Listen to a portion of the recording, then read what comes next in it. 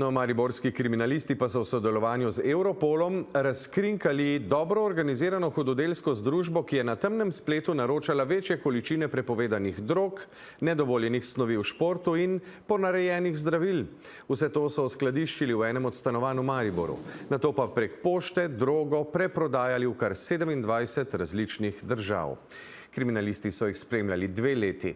V postopku preiskave pa ugotovili, da jim z razkrivanjem tajnih informacij pomagata tudi 2 policista. Pregon je prevzel državni tožilec, 4 od 11 osumljenih so že v priporu. V sklopu hišnih preiskav je bilo pri 11 osebah na več lokacijah med drugim zasežena gotovina v višini 75.000 evrov, 500 gramov naložbenega zlata in 25 srebrnikov, pištola s pripadajočim strelivom, 1100 tablet, torej prepovedane droge, zdravil oziroma nedovoljenih snovi v športu, večje število mobilnih telefonov, računalnikov in drugih elektronskih naprav ter drugi predmeti pomembni za nadaljnji kazenski postopek.